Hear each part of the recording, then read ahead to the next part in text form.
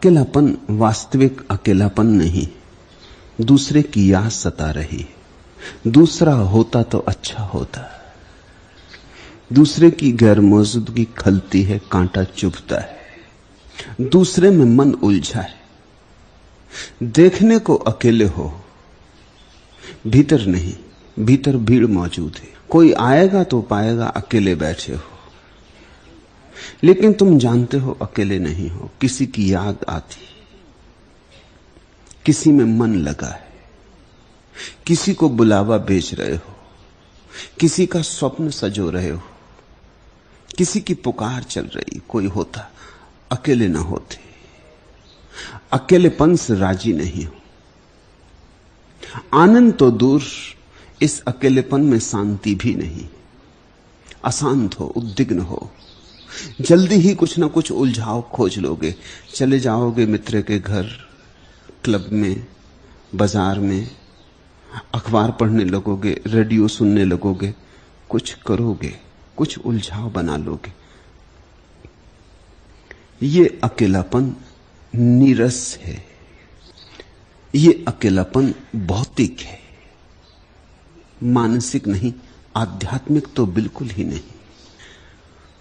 एकांत दूसरे प्रकार का अकेलापन है। एकांत का अर्थ है रस आने लगा, अकेले होने में मजा आने लगा। अकेलापन एक गीत की तरह है। अब दूसरे की याद भी नहीं आ रही, अपने होने का मजा आ रहा है। दूसरे की याद भी भूल गई है, दूसरे का कोई प्रयोजन भी नहीं है, व्यस्त होने की कोई आकांक्षा भी नहीं है। बड़ी शांति है। पहला नकारात्मक है, दूसरा विधायक। पहले में दूसरे की अनुपस्थिति खलती है, दूसरे में अपनी उपस्थिति में रस आता है।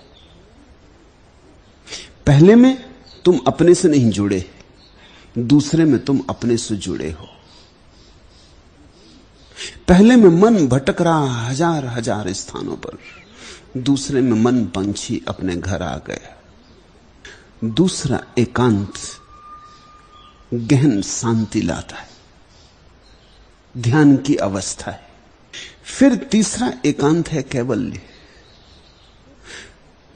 पहले अकेलेपन में अपने तो पता ही नहीं है, दूसरे की याद है।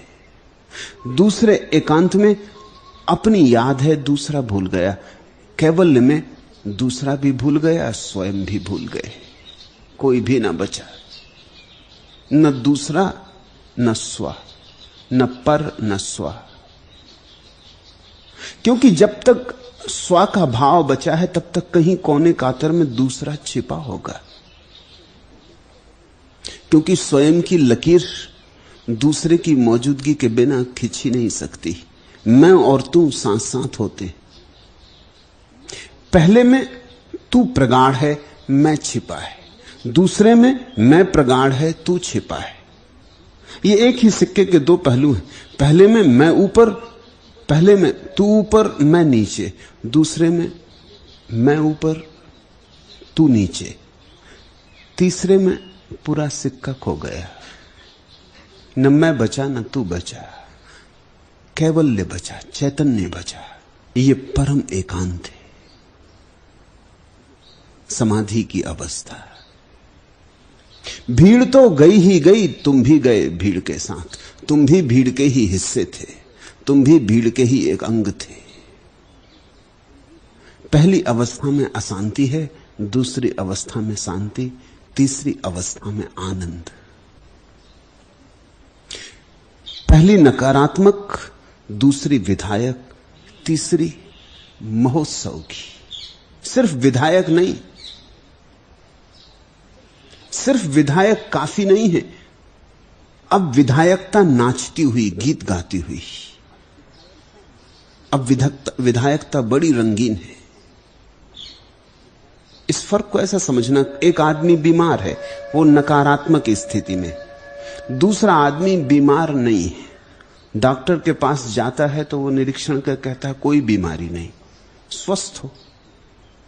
लेकिन उस आदमी के भीतर स्वास्थ्य का कोई उत्सव नहीं है। वो कहता है आप कहते हैं तो मान लेता हूं, लेकिन मुझे कुछ मजा नहीं आ रहा। स्वास्थ्य की ऊर्जा नाचती हुई नहीं है। बीमारी नहीं है तो आप कहते हैं स्वस्थ हूं, परिभाषा से स्वस्थ हूं, लेकिन अभी स्वास्थ्य का कोई आंदोलन नहीं, ऐसा तरंगायित नहीं। तो एक तो बीमारी है, दूसरा डॉक्टर का स्वास्थ्य, डॉक्टर के निदान से मिला स्वास्थ्य। जांच कर ली, सब जांच परख कर ली, कहीं कोई बीमारी नहीं, घर भेज दिया कि कोई बीमारी नहीं, इलाज की कोई जरूरत नहीं। लेकिन तुम नाचते हुए घर नहीं आ रहे हो, तुम्हारे भीतर उमंग नहीं, उत्सव नहीं, हर्षोन्माद नहीं। तीसरा एक और स्वास्थ्य है, जब तुम डॉक्टर से पूछने ही नहीं जाते, जब तुम्हारा स्वास्थ्य ऐसा अहिर्निश बरसता है, किससे पूछना है? बीमारी भी गई, डॉक्टर का स्वास्थ्य भी गया, अब तुम स्वस्थ हो। तुम इतने स्वस्थ हो कि अब स्वास्थ्य का ख्याल भी नहीं आता। स्वास्थ्य का ख्याल भी बीमार आदमी को आता है। अब तुम इतने स्वस्थ हो कि विधेय हो गए। ये तीन अवस्थाएं हैं अकेलेपन की। पूछा है भीड़ में मन नहीं लगता, ये शुभ है।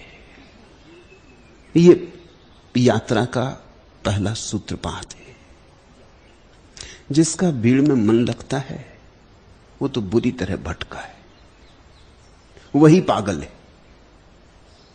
भीड़ में मन लगता है इसका अर्थ हुआ अपने में मन नहीं लगता, उसके तो भीतर के मंदिर के द्वार बंद हैं।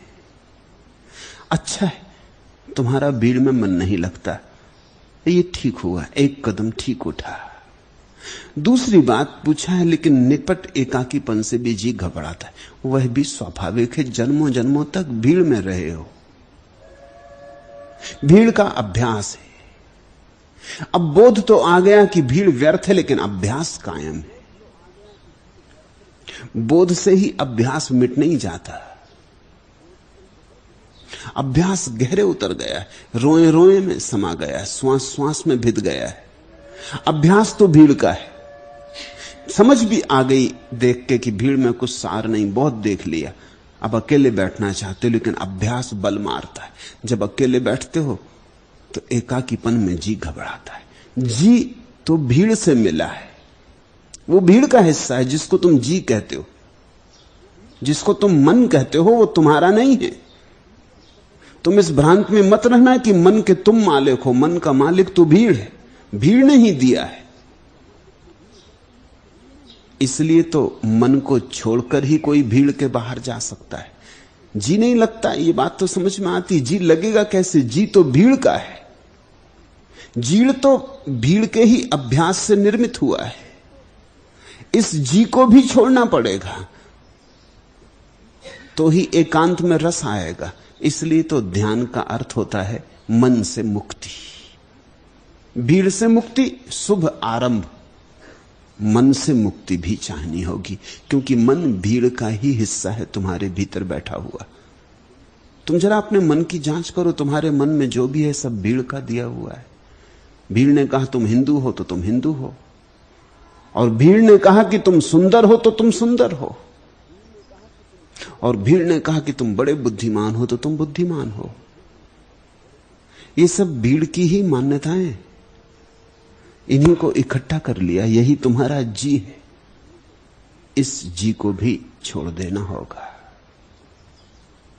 तुम जी से पार हो, तुम्हारा वास्तविक होना मन के पार है। तुम्हारा वास्तविक होना परमात्मा से आता, भीड़ से नहीं आता। भीड़ ने तो जो परमात्मा से आया है उसके ऊपर एक रंग रोगन की दीवार खड़ी कर दी, एक पर्दा डाल दिया है। उस पर्दे को तुम पकड़े हो, तो भीड़ से मन उब गया, ठीक हुआ। अब ये भी समझो कि भीड़ ने जो जो दिया है वो भी छोड़ देना होगा, नहीं तो अकेले में मन ना लगेगा। मन कहेगा वहीं चलो जहां मेरे प्राण है, जहां मेरा मूल उद्गम है, जहां मेरा स्रोत है, जहां मेरी जड़ें हैं, वहां चलो। मन तो भीड़ में ही ले जाएगा, अमन में चलना होगा। इसलिए तो कबीर कहते हैं अमनी दशा, भीड़ से जिसे वस्तुतः मुक्त होना है वो बिना मन से मुक्त हुए न हो पाए।